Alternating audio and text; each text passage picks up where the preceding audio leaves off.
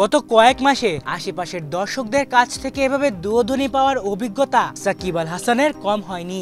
এর পেছনে অবশ্য বেশ কিছু কারণও আছে, যার মধ্যে আছে বিতর্কিত কর্মকাণ্ড ঘটানো। ঠিক তেমনই আরেক ঘটনা সাকিব আল হাসানের জুয়া কোম্পানির ব্র্যান্ড অ্যাম্বাসেডর হওয়া। 2022 সালে বেটউইনার নামের এক জুয়া প্রতিষ্ঠানের সঙ্গে নাম লিখিয়েছিলেন তিনি। এবার যেন তারই পথ ধরলেন ইংলিশ ক্রিকেটার দাভিদ মালান। সম্প্রতি লাইনবেট নামের একটি জুয়ার প্রতিষ্ঠানের ব্র্যান্ড অ্যাম্বাসেডর হয়েছেন তিনি, যার উদ্দেশ্য পুরো বিশ্বব্যাপী লাইনবেটের প্রচারণা করা, যে কারণে সামনের বিপিএল থেকেও নিষিদ্ধ হতে পারেন মালান।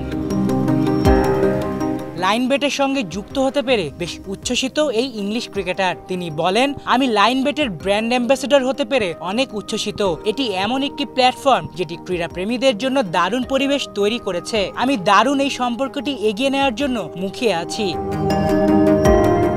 সবশেষ 2023 সালের বিপিএল এ অংশ নিয়েছিলেন মালান। সেবার খেলেছিলেন চ্যাম্পিয়ন দল কুমিল্লা ভিক্টোরিয়ান্সের হয়ে। তবে এর আগেও বেশ কয়েকবার বিপিএল মাতাতে দেখা গিয়েছিল মালানকে। সব মিলিয়ে 2016 থেকে 2023 সাল পর্যন্ত বিপিএল এ মোট 28 ম্যাচ খেলেছেন মালান, যেখানে তার রেকর্ডও বেশ সমৃদ্ধ। 34-এরও বেশি গড়ে করেছেন 869 রান, সেঞ্চুরিও আছে একটি, আর হাফ সেঞ্চুরি 5টি। কিন্তু এরই মধ্যে জুয়া কোম্পানির ব্র্যান্ড অ্যাম্বাসেডর হয়ে তিনি নাম লিখিয়ে ফেললেন বিতর্কের সঙ্গে। আর বাংলাদেশের আইন অনুযায়ী জুয়া নিষিদ্ধ। তাই তো আগামী বিপিএল এ মালানের সুযোগ হয় কিনা তাই এখন দেখার বিষয়।